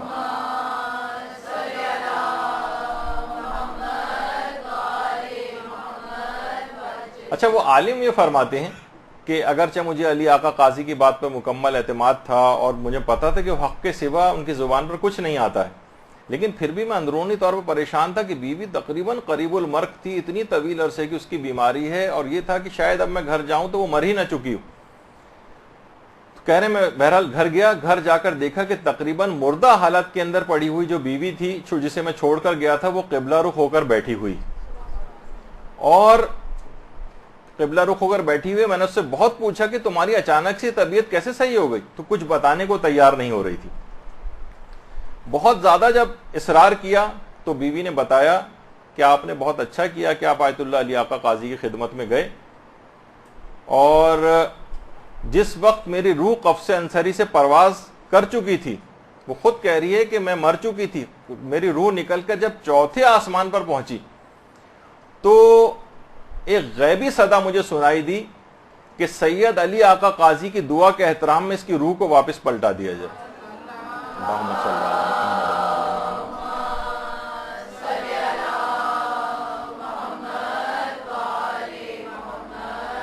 آیت اللہ عباس حسینی کاشانی اس واقعے کے عینی شاہدین کے اندر سے, انہوں نے اس واقعے کو اپنے ایک انٹرویو کے اندر پورا نقل کیا تھا انتقال سے پہلے. تو دیکھیں یہ ہیں عالم دین, ان کی دعا کا احترام بھی ہوتا ہے, ان کے علم, عبادت, تقوی اور امام زمانہ کی اطاعت اور پیروی سے ان کو جو مقام حاصل ہوا ہے, ان کے مشن کے کاموں کے سلسلے میں حاصل ہوا ہے, تو اس سے انسان مستجاب الدعوات بھی ہو جاتا ہے. یعنی ایک دفعہ انسان ان کے مشن کے لیے کام کرنا شروع کرے, امام کے لیے کام کرنا شروع کرے, امام کو راضی و خوشنود کر لے, تو کتنی چیزیں اس کے صاحب کرامت اس کو بنا دیتی ہیں. اور علماء یہ بھی فرماتے ہیں کہ لوگ کہتے ہیں کہ ہمیں زیارت ہونی چاہیے, رضایت کا شرف زیارت کے شرف سے بھی بڑھ کر ہے. امام کو کا راضی ہونا یہ بہت اہم چیز ہے. اور امام سے علماء کہتے ہیں ہو سکتا ہے کہ بہت سارے افراد امام کو دیکھ نہ پائیں, لیکن امام سے عملی ارتباط حاصل کرنا ممکن ہے. یعنی محبت جب اپنے کمال پر جائے گی اور انسان امام کے مقصد کے لیے باقاعدہ طور پر کام کرے گا, تو چاہے ظاہری آنکھ سے وہ نہ دیکھ پائے لیکن اپنے قلب سے امام کی زیارت کر لے گا. علماء اس کی مثال دیتے ہیں کہ جس طریقے سے پیغمبر اور اویس قرنی نے دونوں نے بظاہر ایک دوسرے کو نہیں دیکھا تھا کبھی, لیکن رسول اسلام اور اویس قرنی کبھی ہرگز بھی ایک دوسرے سے جدا نہیں تھے. اور پیغمبر اسلام کہتے تھے مجھے عدن سے خدائے رحمان کی خوشبو آ رہی ہے, اویس قرنی کے لیے کہتے تھے. تو اس سے آپ اندازہ لگائیں تو آیت اللہ بہجت یہی کہتے تھے کہ باقاعدہ لوگ بھی ان کے پاس آتے تھے کہ ہمیں زیارت جو ہے وہ کیسے امام کی نصیب ہوگی, تو فرماتے تھے کہ رضایت کی فکر کرو, چہرے کی زیارت تو شمر ملون بھی کر رہا تھا. یعنی باقاعدہ کہتے تھے کہ امام, لیکن امام اس سے راضی اور خوش نہیں تھے, تو تم جو ہے کوشش یہ کرو کہ امام کو راضی کرو, بنسبت اس بات کے صرف لوگ زیارت کی دعا کرتے ہیں, وہ بھی ایک بہت بڑا شرف ہے. اچھا, ابھی جو ہم ذکر کر رہے تھے کہ ایک دفعہ اگر امام کے مقصد اور مشن کے لیے انسان کام کرے تو امام خود زیارت کے لیے آ جاتے. امام راضی تو ہو جائیں, پھر دیکھیے وہ کیسے زیارت کرتے. علامہ طباطبائی سے بھی کسی نے یہ بات پوچھی کہ امام زمانہ تک پہنچنے کا راستہ کیا ہے, تو انہوں نے جواب میں فرمایا کہ امام زمانہ نے خود کہا ہے کہ تم اچھے بنو, ہم خود تم کو ڈھونڈ نکالیں گے. یہ باقاعدہ خود آیت اللہ طباطبائی یہ بات کہتے تھے. تو یہی وجہ ہے کہ آیت اللہ سیستانی کے جو جد امجد آیت اللہ باقر سیستانی کے متعلق ان کے والد کے لحاظ سے جو ملتا ہے, یہ سید علی رضا سیستانی جو شاید ان کے بھی آیت اللہ سیستانی کے دادا ان کو کہیں یا جد کہیں ان کو, ان کی تصویر ہے. لیکن آیت اللہ باقر سیستانی کے متعلق تو وہ میں کیونکہ واقعہ پڑھ چکا ہوں, اس سے اشارہ کرتے ہوئے گزروں گا کہ امام خود اس مومنہ کے جنازے میں شریک ہوئے تھے کہ جس نے حجاب پر جب حکومت وقت نے پابندی لگائی تھی تو وہ 7 سال تک اس عورت نے گھر سے قدم باہر نہیں نکالا تھا. امام نے کہا دین پر ایسا عمل کر کے دکھاؤ تو ہم خود اس کے جنازے میں آ کر شریک ہوں گے. اور وہ جو مشہور واقعہ بھی ہے جو کہ رجب علی خیاط نے بھی اپنی کتاب کے اندر لکھا ہے کہ جو تالے بنانے والا دیانت دار دکاندار تھا, امام اس کی دکان میں آ کر بیٹھے ہوئے تھے, اور جو دیانت داری سے تالے بنا رہا تھا, اور ایک بوڑھی عورت کے ساتھ دیانت دارانہ معاملہ اس نے کیا تھا. ابھی وقت نہیں کہ میں اس کو پڑھوں اس واقعے کو. امام نے کہا تھا کہ ایسے بن کر دکھاؤ, تو ہم خود امام اس کی دکان میں بھی آ کر بیٹھ گئے تھے. تو انسان جہاں پر ہے, جس کیپیسٹی میں بھی ہے, معاشرے کے اندر جس اعتبار سے بھی کام کر رہا ہے, وہ اپنا فریضہ دیانت داری کے ساتھ اسلامی احکام کے مطابق پورا کرتا جائے, پھر دیکھے کہ امام سے اس کی انشاءاللہ کیسے ملاقات ہوتی. دین پر عمل تو کر کے دکھائے. اچھا اب دیکھیے روایتوں کے اندر بھی ملتا ہے، اگر جملے روایتوں کے ہم بعض اوقات سرسری طور پر پڑھ کے گزر جاتے ہیں کہ عبد الحمید واسقی نام کا ایک شخص امام باقر کی خدمت میں آ کر اس نے عرض کیا کہ مولا ہم نے تو انتظار امام زمانہ کی خاطر اپنے آپ کو ہر قسم کی اذیت برداشت کرنے کے لیے وقف کر دیا. اب دیکھیں بات کیا ہو رہی ہے، اذیت برداشت کرنے کے لیے اس کہہ رہا ہے میں نے وقف کر دیا اپنے آپ کو. امام نے فرمایا اے عبد الحمید کیا تم نے کبھی یہ دیکھا ہے کہ کسی نے رضائے الہی کی خاطر اپنے آپ کو پابند احکام الہی کر لیا اور خدا نے اس کو پریشانی اور مشکلات میں آسانی پیدا نہ کی ہو؟ وہ کہہ رہا ہے میں نے تو مشکلات کے لیے آمادہ کر لیا، اور امام کہہ رہے ہیں رضائے الہی کی خاطر اپنے آپ کو پابند احکام الہی کر لیا ہو. یعنی اس کا مطلب ہے کہ ہر وقت پروردگار کے احکامات کا مطیع ہونا، فرمانبردار ہونا، گناہوں سے پرہیز کرنا، یہ اولین ایک لحاظ سے ذمہ داری کہ امام نے گویا وہ تو اپنی جان کو قربان کرنے کی بات کر رہا ہے اور امام احکام الہی کی پابندی کی بات کر رہے ہیں اس سے. تو بہرحال یہ تمام چیزیں ایسی ہیں کہ انسان کو اس پہ غور و فکر کرنی چاہیے، اور امام کو راضی کرنے کے اس لحاظ سے جو طریقہ کار ہیں کہ امام پھر خود ہی زیارت کے لیے بھی آئیں گے، یہ والا مسئلہ ہی اس کا حل ہو جائے گا. ایک دفعہ دین پر کوئی عمل تو کر کے دیکھے. یہی وجہ ہے کہ آیت اللہ مرزا احمد سیبویا ان کی قبر بھی حرم معصومہ قم میں ہے. اللہم صلی علی محمد و علی محمد.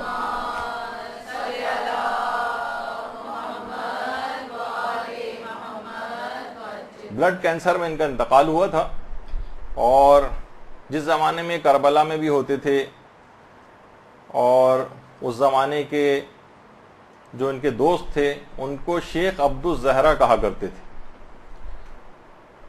تو اور انتہائی سیدھے سادے سمپل قسم کے بالکل آیت اللہ تھے. آیت اللہ مرزا احمد سیبویا ایسی شخصیت تھی ان کی، خدمات دینی بے تحاشا تھی. ایک دفعہ روتے ہوئے فرمانے لگے کہ حضرت حجت سے میری ملاقات میدان عرفات میں ہوئی، اور فرماتے میں نے آگے بڑھ کر حضرت حجت کے ہاتھ کو بوسہ دیا تو حضرت حجت نے میرے چہرے کو اٹھایا اور میری پیشانی کو بوسہ دیا. اللہم صلی علی محمد و علی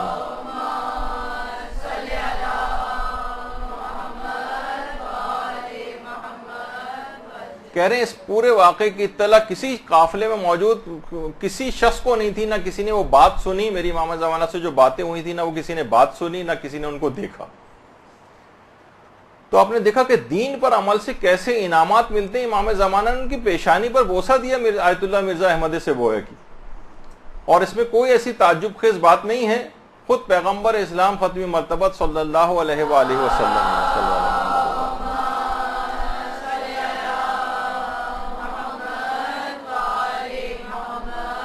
جب جنگ تبوک سے پیغمبر واپس آ رہے تھے تو سعد انصاری نامی ایک صحابی ان کے استقبال کے لیے گئے اور پیغمبر سے آ کر مصافحے کا شرف حاصل کیا.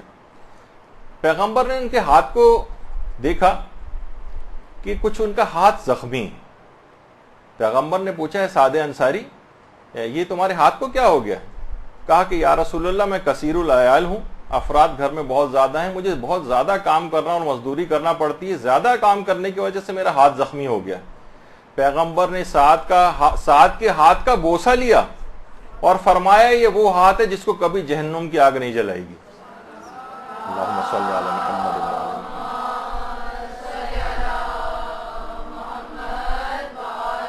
محمد. دیکھیے اس طرح سے دین پر عامل لوگوں کے امام زمانہ نے ان کی پیشانی کا بوسہ لیا، پیغمبر نے سعد کے ہاتھ کا بوسہ لیا. دین پر عمل اگر انسان کرے تو اتنے بڑے بڑے شرف اور مقامات کو وہ حاصل کرتا. علامہ ہلی کے متعلق جن کی قبر مطہر جو ہے وہ حرم امیر المومنین میں قبر امیر المومنین سے کتنی قریب ہے. علامہ ہلی دین کے لیے کتنا کام کیا کہ نابالغیت کے زمانے سے تو مجتہد ہو گئے تھے. ہلا سے پیدل کربلا جاتے تھے. علامہ ہلی فرماتے ہیں اس پیدل سفر میں میری ملاقات ایک مرد بزرگ سے ہوئی جو میں اتنا حیران ہوا کہ ہر سوال کا جواب اس کو پتا ہوتا ہے. ہر سوال کا جواب میں ان کے علم سے اتنا متاثر ہوا کہ میں ان کے ہاتھ میں ہاتھ ڈال کر پیدل چلنے لگا.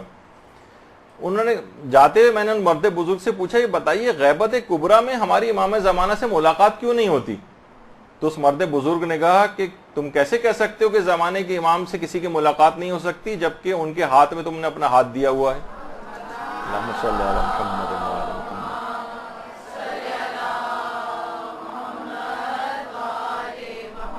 بس یہ سننا تھا کہ فرط محبت اور شوق اور وارفتگی میں قدموں کے اوپر گر پڑے، قدموں کو بوسہ دیا اور بے ہوش ہو گئے۔ تو دیکھیے کام بھی ساتھ میں ہو اور اس کے ساتھ امام کے لیے دعا بھی ہو۔ کتنی زیادہ دعاؤں کی تاکید آئی ہے، کتنی زیادہ دعاؤں کی تاکید آئی ہے۔ آج کل ایک مسئلہ ایک یہ بھی ہو گیا، ادھر دعا کی کوئی چیز آپ بتائیں لوگوں کو، ادھر فوراً لوگ طنز کرنے لگتے ہیں۔ دیکھیے دعا بھی ضروری۔ آیت اللہ بہجت جب بھی ایک جملہ فرماتے تھے کہ اگر آپ دعا کر رہے ہیں ظہور امام کی، اس کا مطلب ہی یہ ہے کہ آپ کا ایمان سلامت ہے، ایمان کی سلامتی ہے۔ اب بس ایمان موجود ہے، اب عمل کی طرف آپ کو جانا ہے۔ اور لیکن حقیقت یہ کہ ہم نے بہت چھوٹی چھوٹی چیزیں، حاجات، وہ بھی اگرچہ بالکل جائز ہے مانگنا، لیکن مومن کا معیار تھوڑا سا بلند بھی ہونا چاہیے۔ امام کو چاہیے، مومن کو چاہیے کہ امام سے مثلا دین بھی مانگے، تقوی مانگیں، امام سے اخلاق کو مانگیں، امام سے علم کو مانگیں، اور امام سے اطاعت مانگیں، امام سے جنت مانگیں، رضائے الہی مانگیں۔ کسی چیز کو اگر اپنے سے دفع کرنا ہے تو قبر، برزخ، قیامت، صراط، میزان، موقف، جہنم کی سختیوں سے بچنے کے لیے امام سے امداد طلب کریں۔ لیکن ہمارے ساتھ یہ کہ ہمارا معیار دعاؤں کے لحاظ سے بھی ایک لحاظ سے بہت گھٹیا قسم کا ہو گیا ہے۔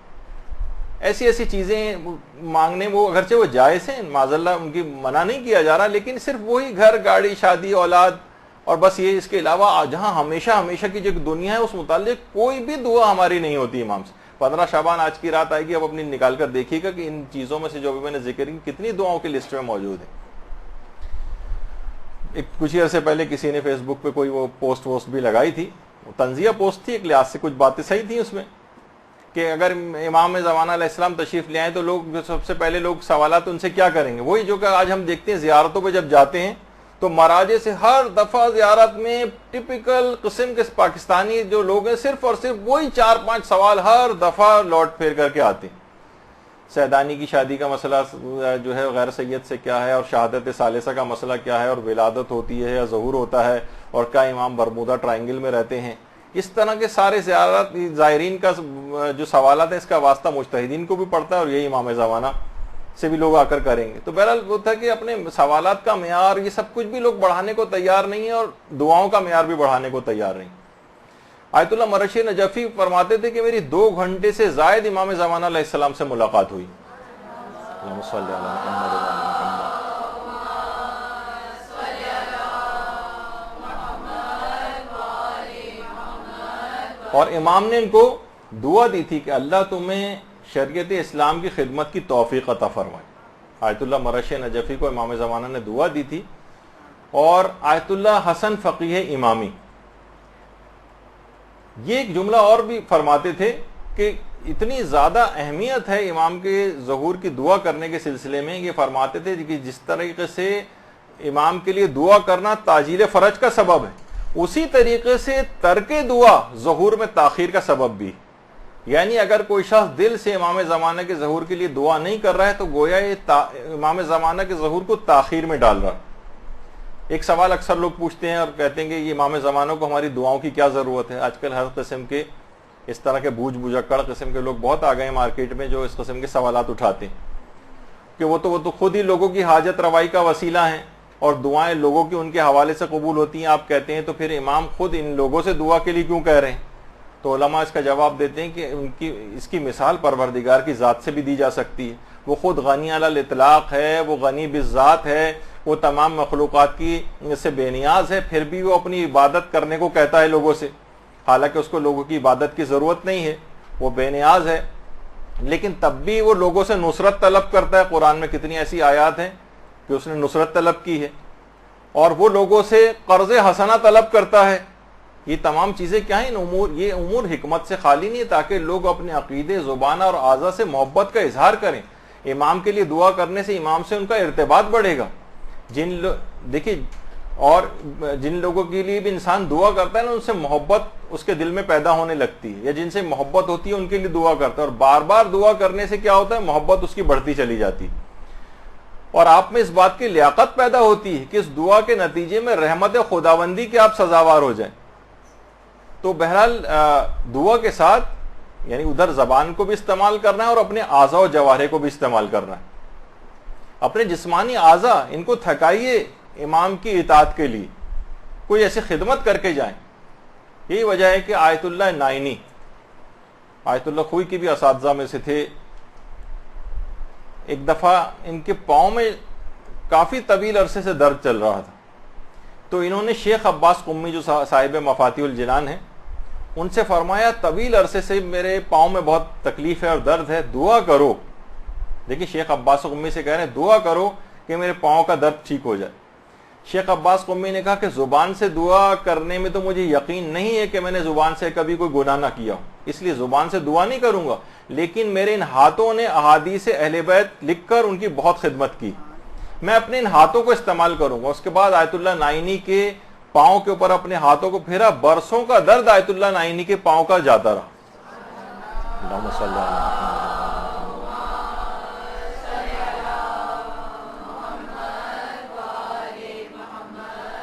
کچھ خدمت تو کریں امام کی، کچھ کر کے تو جائیں، پھر دیکھیے کہ ان تمام چیزیں، یہ کرامات انسان کے اندر پیدا ہونے لگتی ہیں. خود بھی جب بیمار ہوتے تھے اور بی بی زوجہ ان کی آیت اللہ یہ شیخ عباس قمی کی دوا لے کر آتی تھیں، چمچہ لے کر آتی تھیں تاکہ دوا کو اس میں ہلایا جائے، تو چمچہ کو نکال کے الگ رکھ دیتے تھے اور کہتے تھے کہ میری انگلیاں جو ہیں خود ان کے اندر ایک تاثیر پیدا ہو گئی، میں نے اتنی احادیث معصومین لکھی ہیں کہ اس کے اندر ایک تاثیر شفا پیدا ہو گئی ہے، اور میں اپنی انگلیوں کو اس دوا کے اندر گھولتے تھے اور اسی سے اپنے علاج کو کر لیا کرتے تھے.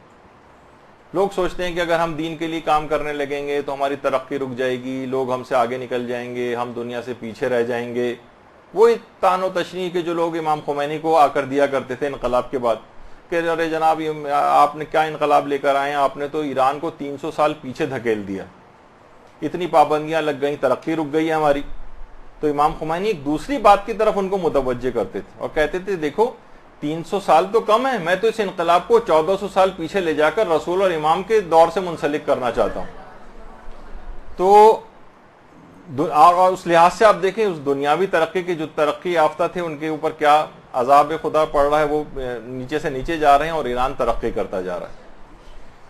تو کتنے بہتر حالات ہو گئے ہیں. تو محبت کے اظہار کا ایک طریقہ دعا بھی ہے، اور اس کے ساتھ ساتھ اس کا اظہار کے بھی بہت سارے طریقے ہیں. یہی وجہ ہے کہ آیت اللہ میلانی فرماتے تھے کہ روزانہ گوشہ تنہائی میں بیٹھ کر کچھ دیر امام سے درد دل بھی انسان کو کہنا چاہیے. وہ کہتے تھے ایک شیعہ کے لیے بات کتنی بری ہے کہ اس کا دن شب میں ڈھل جائے اور رات دن کے اجالے میں تبدیل ہو جائے اور وہ اس دوران تھوڑی سی دیر بھی اپنے زمانے کے امام کو یاد نہ کرے. کتنی شرم کی بات ہے. فرماتے تھے ضروری نہیں کہ آپ مفاتی سے کوئی بہت بڑی بڑی دعائیں اٹھا کر پڑھیں امام کو یاد کرنے کے لیے، ضروری نہیں ہے کہ آپ کوئی بہت طویل قسم کی زیارت پڑھیں، بس کوئی ایک معروف سلام عرض کریں، السلام علیکہ یا صاحب الزمان، اور اس کے بعد اپنے دل کی بات امام سے کہہ ڈالیں، دل کی بات ان سے کہہ دیں. تو یہی وجہ ہے کہ آیت اللہ بہجت کہتے تھے کہ دیکھو تمہارے منہ میں اور تمہارے کان میں ایک بالش سے بھی کم کا فاصلہ، تم جو بھی آواز اپنے منہ سے نکالتے ہو اس سے پہلے کہ آواز تمہارے کان تک جائے امام زمانہ علیہ السلام تک وہ آواز پہنچ جاتی. تو تم اپنا رابطہ ان سے بڑھاؤ، ان سے باتیں کہو. یہی وجہ ہے کہ جو بحار الانوار کی 53ویں جلد ہے اس میں امام علی نقی علیہ الصلوۃ والسلام کی ایک روایت ہے. صلی اللہ علیہ محمد.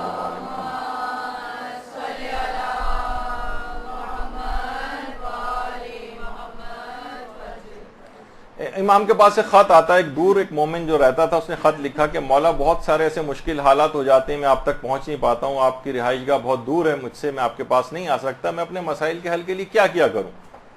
امام نے جواب دیا اور وہی ہمارے لیے بھی جواب ہے. امام نے اس کو لکھا ان کانت لکا حاجتن فتحرک شفتیک، جب بھی تمہیں کوئی حاجت پیش آئے اپنے لبوں کو حرکت دو اور ہم سے بات کرو، یعنی ہم تم سے دور نہیں ہیں، تمہاری بات سننے پر قادر ہیں، تم ہمیں پکارو، بس تم کہو گے وہ بات ہم تک پہنچ جائے گی. یعنی امام نے خود بتایا خود کہ مومنین کو چاہیے کہ اپنے زمانے کے امام سے باتیں کریں، اور باتیں کرنے کے لیے خود امام کا حاضر و موجود ہونا ضروری نہیں. وہ کہہ رہے امام فرماتے ہیں صرف اپنے ہونٹوں کو حرکت دو، زبان کو حرکت دو اپنی، وہ بات تمہاری ہم تک پہنچ جائے گی. جب یہ آیت اللہ بہجت کہتے تھے کہ بس تمہارے کان اپنے کان تک بھی آواز نہیں پہنچتی، امام زمانہ تک پہنچ جاتی. تو بہرحال لیکن کیا ہے کہ برے کردار کے ساتھ پکارنا، جو آدمی باتیں کیا کرے گا اس کو توفیق ہی نہیں ملے گی. گھریلو اخلاق کسی کا اگر بہت زیادہ تباہ و برباد ہے تو ایسا شخص جو ہے امام زمانہ سے بات کرنے کی توفیق بھی اس کو نہیں ملتی ہے. وجہ ہے کہ ہماری زندگیوں میں امام زمانہ نظر نہیں آتے، ان سے بات کرنا تو درگنار، محفلوں میں مومنین آپس میں امام زمانہ کے متعلق گفتگو کرتے بھی نظر نہیں آتے. آپ خواتین کی محفلوں تک اس میں بیٹھ کے دیکھیں جو آپس میں بیٹھ کے بات کرتی ہیں، کہاں امام زمانہ کا ذکر ہوتا. تو یہی وجہ ہے کہ ہمارے چھٹے امام امام جعفر صادق علیہ الصلوۃ والسلام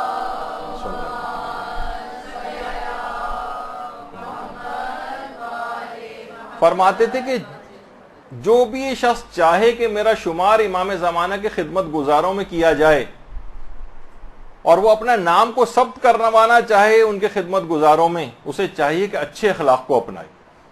دیکھیے اخلاق کی وہی بات، اگر وہ اس حالت میں مر گیا، یعنی اچھے اخلاق کو اس نے اپنا لیا اور اس حالت میں مر گیا، گویا اس نے قائم آل محمد کو درک کر لیا. امام فرماتے ہیں تو یہ گھروں کے لڑائی جھگڑے، یہ فتنہ و فساد، یہ بہت دور لے جا رہے ہیں ہم کو امام زمانہ سے، اور ہر جگہ اخلاق کی درستگی کا تذکرہ بہت زیادہ آ رہا ہے. امام فرماتے تھے کہ غیبت امام میں دین پر باقی رہنا ایسا ہے جیسے خاردار کانٹوں کو اپنے ہاتھوں میں پکڑنا. چھٹے امام یہ جملہ کہہ کے کچھ دیر خاموش ہوئے اور اس کے بعد کہا ہم سب کے لیے اس زمانے کے لوگوں کو چاہیے کہ اپنے ایمان کی حفاظت کریں. ہمارے لیے امام نے کہا کہ اپنے ایمان کی حفاظت کرنا اتنا ضروری. آیت اللہ حق شناس یہ وہ شخصیت ہیں کہ مرحوم آیت اللہ خوئی وہ یہ فرماتے تھے کہ آیت اللہ حق شناس کے اجتہاد کا انکار نہیں کیا جا سکتا، یعنی ان کے اجتہاد کو آیت اللہ خوئی تک نے تسلیم کیا تھا. یہ خود فرماتے ہیں کہ جب میں جوان تھا تو جوانی میں میرے سینے میں ایک تکلیف ہوئی اور خون آنے لگا اور ڈاکٹروں نے بہت زیادہ خدشہ ظاہر کیا کہ ٹی بی ہو گئی. تو میں اپنی صحت یابی سے کہہ رہے ہیں اتنی زیادہ طبیعت خراب تھی کہ بالکل مایوس ہو گیا. میں نے لوگوں کے حقوق واپس کیے، وصیتیں کیں، جو مال تھا وہ میں نے سب بیچا، صدقہ کر دیا، گویا بالکل مرنے کی تیاری کر کے بیٹھ گیا. ایک دن میں نے خواب میں حضرت حجت علیہ الصلوۃ والسلام کو دیکھا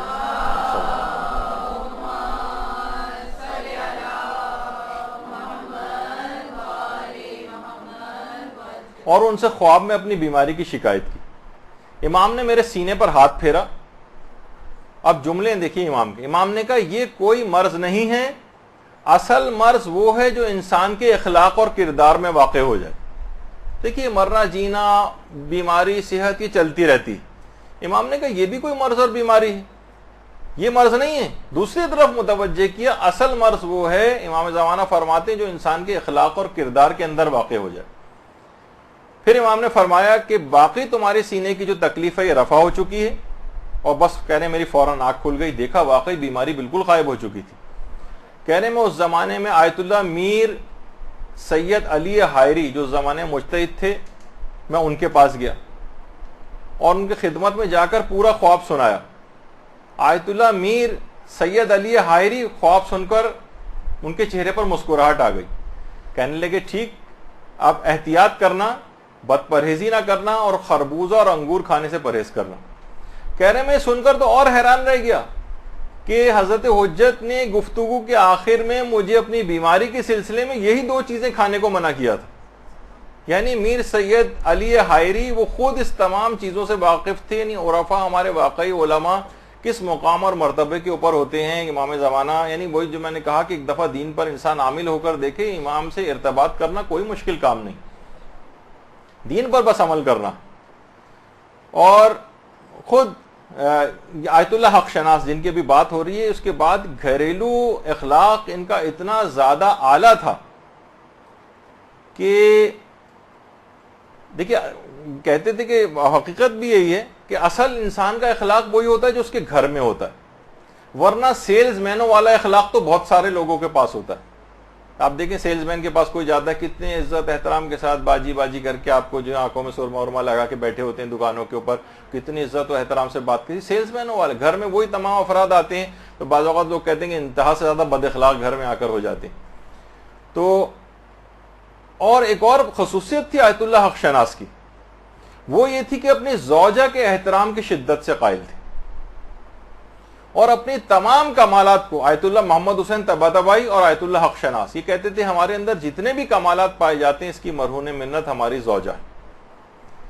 تو بہرحال دیکھیے اتنی علم و تقوی کے باوجود جو شخصیت کی جو نمایاں ترین پہلو لوگ بیان کرتے ہیں، کیونکہ امام کہہ چکے تھے کہ دیکھو اصل بیماری وہ جو اخلاق اور کردار کے اندر واقع ہو جائے، شخصیت کا نمایاں ترین پہلو لوگوں کی حاجات کو پورا کرنا تھا، لوگوں کی حاجات پورا کرتے تھے، گھر کا اخلاق اچھا کیا ہوا تھا۔ امام خود آ کر آیت اللہ حق شناس کے خواب میں آئے، بیماری کو دور کیا، مدد کی ان کی، اور اس حد تک اس کی اخلاقیات اتنی اعلیٰ تھی کہ ایک دفعہ جوانی کے زمانے میں کسی دوست کی غیبت سن لی تھی اور نامعلوم وجوہ کی بنیاد پر اس کا دفاع نہیں کر سکے تھے۔ دیکھیں دفاع کرنا ہوتا ہے نا، کسی کا مومن کی اگر غیبت ہو رہی ہے تو آپ کی ذمہ داری میں سے کہ دفاع کریں۔ کہہ رہے جب اس سے ملاقات ہوئی کہ جس کی غیبت ہوئی تھی، باقاعدہ اس کے ہاتھوں کو اور پاؤں کو جھک کر بوسہ دیا تھا اور کہا مجھے معاف کر دو، میں فلاں مقام پر تمہارا دفاع نہیں کر سکا تھا۔ خود بتاتے ہیں ظاہر ایسے افراد ان کے والدین سے گویا یہ سب چیز چل رہی ہوتی، خود فرماتے ہیں کہ ان کی والدہ ناخواندہ تھی، یعنی پڑھی لکھی نہیں تھی۔ خواب میں حضرت امیر ان کے آئے تھے، حضرت امیر المومنین علیہ الصلوۃ والسلام،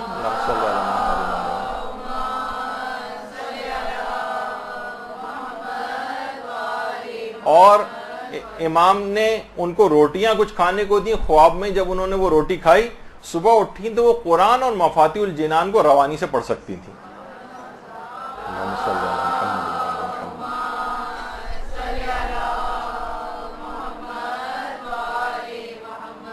تو دیکھیے اخلاق و عمل کو ٹھیک کرنے کے لیے امام زمانہ سے ارتباط بہت ضروری ہے، یہ اگر ٹھیک نہیں ہے تو امام سے ارتباط ممکن نہیں۔ کچھ لوگ کہتے ہیں کہ جناب ٹھیک ہونے کے لیے امام زمانہ تو خود ہی آ کر ٹھیک کر لیں گے، ہم کون ہیں ٹھیک کرنے والے؟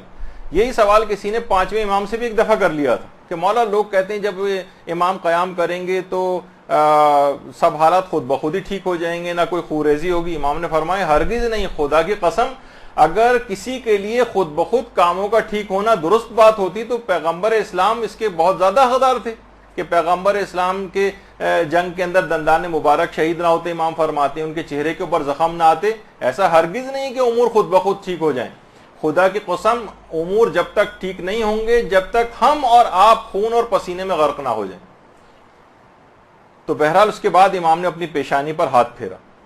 تو دیکھیے امام کے لیے انسان کام کب کرے گا؟ علماء فرماتے ہیں کہ منتظرین جو ہیں ان کی 3 چیزیں ان کے اندر ہونی چاہیے تو امام کے لیے کام بھی کریں گے اور حقیقی منتظر کہے جائیں گے۔ ایک تو ایمان کامل ہونا چاہیے، کہیں پہ بھی اس قسم کے شبہات رکھنے والے افراد کے ہتھے نہ چڑھ جائیں۔ یہ آج کل بہت زیادہ لوگ آپس میں ڈسکشن کر رہے ہیں اور کیا کیا شبہات لے کر آ رہے ہیں۔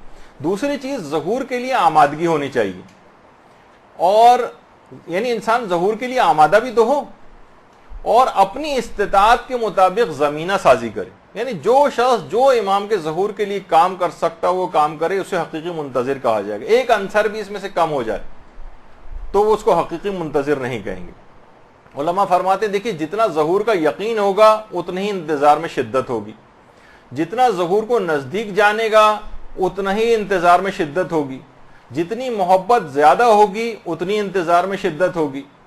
انتظار میں شدت میں کمی اس بات کی علامت ہے کہ اس کا یا تو ایمان کامل نہیں ہے، ظہور کا اس کو یقین نہیں ہے، یا امام زمانہ سے اس کی محبت میں کوئی کمی۔ باقاعدہ محقق طوسی جو ہمارے گزرے انہوں نے تجرید الاعتقاد جو کتاب لکھی ہے اس میں کہا ہے کہ وجود جو امام ہے یہ خدا کی طرف سے ایک نعمت ہے، باقاعدہ اس کی شرح تک لکھی گئی اس کتاب کی۔ کہا کہ امام کا جو وجود ہے خدا کی طرف سے ایک نعمت ہے، اور لوگوں کے امور میں امام کا تصرف یہ بھی خدا کی طرف سے ایک نعمت ہے۔ یہی وجہ ہے کہ آیت اللہ حسن الہی طباطبائی جن کا بھی اس سے پہلے ذکر ہوا تھا، وہ فرماتے ہیں کہ حضرت حجت کا کائنات پر اس طرح سے تصرف ہے جس طرح روح کا جسم کے اوپر تصرف ہوتا ہے حضرت حجت کا۔ تو فرماتے تھے کہ اب امام ظہور کیوں نہیں کر رہے ہیں؟ تو فرماتے تھے کہ لوگوں کا آمادہ نہ ہونا اور امام کا خواہش مند نہ ہونا یہ غیبت کا ایک سبب ہے، یعنی جب تک لوگوں کے اندر آمادگی نہیں ہوگی ظہور بھی نہیں ہوگا۔ تو فرماتے تھے محقق طوسی کہ جب تک لوگوں کی آمادگی نہیں، یعنی ایک زاویہ بھی اس مثلث کا کم ہے، ایک ضلع بھی اگر اس ٹرائنگل کا کم ہے تو اس کا اثر مفقود ہو جائے گا. خدا کی طرف سے لطف میں کوئی کمی نہیں ہے، خدا نے امام زمانہ علیہ السلام کی نعمت دی ہوئی. اچھا، امام کا کائنات پر تصرف بھی دیا ہوا ہے، لیکن لوگوں کے لیے ظاہر نہیں ہو رہے یہ والی چیز لوگوں کی طرف سے. لوگ امام کے ظہور کے لیے دلی طور پر تیار نہیں، زبان سے تو کہتے ہیں اجل اللہ تعالی فرجک اور اس طرح کی باتیں کرتے ہیں، لیکن عمل سے تیار نہیں. یہی وجہ ہے کہ رہبر معظم فرماتے ہیں کتنے ہی انبیاء آ کر گزر گئے ہیں، دنیا برائیوں سے پاک کیوں نہیں ہوئی؟ ائمہ اور انبیاء کی طرف سے کوئی کمی نہیں تھی، کمی لوگوں کی طرف سے تھی. زمینہ آمادہ نہیں تھا، اللہ کی طرف سے لطف و کرم کے اندر کوئی کمی نہیں ہے. ابو لہب اور ابو جہل کے اوپر بھی اتنا ہی کرم تھا، لیکن ان کی ظرفیت ہی نہیں تھی.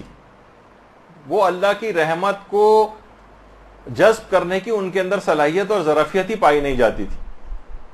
یہی وجہ ہے کہ علماء کہتے ہیں کہ دیکھیے انتظار حرکت کا نام ہے، سکون کا نام نہیں. انتظار بے چینی اور بے قراری سے عبارت ہے، یہ سوتے رہنے کا نام نہیں. انتظار میں آمادگی پائی جاتی ہے، یہ غفلت کا نام نہیں. اور امام خمینی نے جو حکومت اسلامی قائم کی ہے وہ اسی زمینہ سازی کا حصہ ہے، یعنی امام کے وہ جو عادلانہ نظام قائم کریں گے اس کی طرف ایک پیش قدمی ہے کہ امام کی عادلانہ حکومت کے قیام کی گویا ایک لحاظ سے تیاری انہوں نے کی. اور انسان ہم یہ ہیں کہ اپنے اوپر عدل کو قائم کرنے کو تیار نہیں، اپنی ذات پر ظلم کیے چلے جا رہے ہیں گناہوں کو انجام دے دے کے.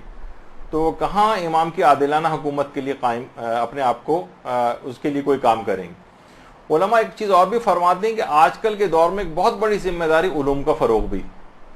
کافی میں باقاعدہ ہمارے چھٹے امام کی ایک روایت ہے مفضل ابن عمر سے، امام فرماتے تھے اپنے علم کو لوگوں کے لیے لکھو، اپنے بھائیوں کے درمیان نشر کرو، اور جب موت کا وقت آ جائے تو اپنے بچوں کے لیے میراث کے طور پر ان چیزوں کتابوں کو چھوڑ کر جاؤ، اس علم کو چھوڑ کر جاؤ میراث میں.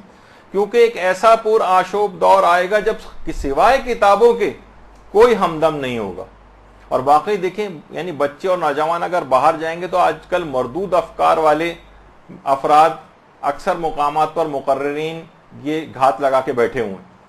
لہٰذا ان کو اپنے گھروں میں اپنی نگرانی میں کتابوں اور ان علوم سے آشنائی کرواؤ، تاکہ امام زمانہ کے سلسلے میں کسی قسم کے شک و شبہ کا شکار نہ ہوں. کیونکہ بہت سارے آج کل ایسے شخصیات بھی آگے آ گئے ہیں کہ پرانے بھی ہیں علوم کی لائن میں، اور وہ باقاعدہ امام زمانہ کے لیے شکوک و شبہات ڈال رہے ہیں، یہاں تک کہ ان کی ولادت کو بھی آج کل مشکوک بنانے کی کوشش کی جا رہی ہے.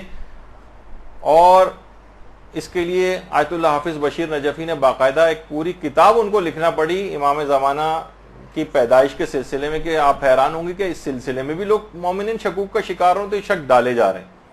تو اب سمرائز اگر اس کو اس لحاظ سے کریں تو ہاں، پہلے ایک بات اس میں اور بتا دی جائے کہ آیت اللہ حسین مظاہری یہ بھی ہمارے مجتہدین میں سے فرماتے ہیں کہ جیسے کہ یہ جو شعبان کا مہینہ چل رہا ہے اس میں ہر شخص کوشش کرتا ہے کہ وہ روزے رکھے.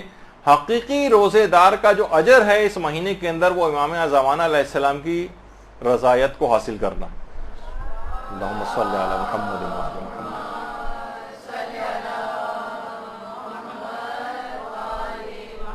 ان کی رضایت حاصل ہو جائے گی، یہ اس کے لیے سب سے بڑا اجر. تو اب جو وہ جو عنوان تھا کہ کیا کریں کہ امام زمانہ راضی ہو جائیں، اتنی ساری باتیں اور واقعات سننے کے بعد اس کا نتیجہ یہ ہے کہ جب راضی ہوں گے، جب ان کے لیے سچے دل سے آپ دعائیں کریں گی.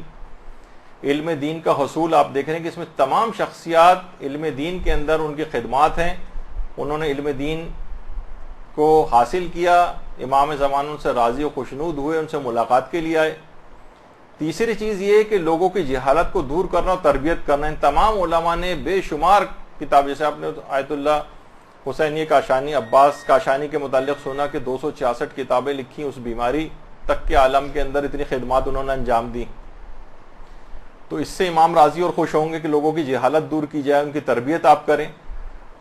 لوگ مومنین کی خدمت اور مدد، آیت اللہ حق شناس کے لحاظ سے آپ نے دیکھا کہ ان شخصیت کا نمایاں ترین پہلو یہ تھا. اور اپنے اخلاق کی اور کردار کی درستگی، خاص طور پر گھریلو اخلاق کی، اس سے امام راضی اور خوشنود ہوتے ہیں. تو یہ تمام خصوصیات ہیں، اس سے امام خود ملاقات کا شرف اسے بخشیں گے. اور ایسا شخص اگر مر گیا تو الہی حکومت کے جس وقت قیام ہوگا اس وقت قبروں سے باقاعدہ اٹھا کر امام کی مدد کے لیے ایسے افراد جو ان خصوصیات کے حامل ہوں گے وہ بلائے جائیں گے. اس لیے پروردگار عالم سے دعا ہے کہ ہم سب کو امام زمانہ کے ادنا ترین خدمت گزاروں میں شامل کرے تاکہ ہم سب دنیا اور آخرت میں کامیاب قرار پائیں. وصلی اللہ علی محمد وآلہ الطیبین الطاہرین.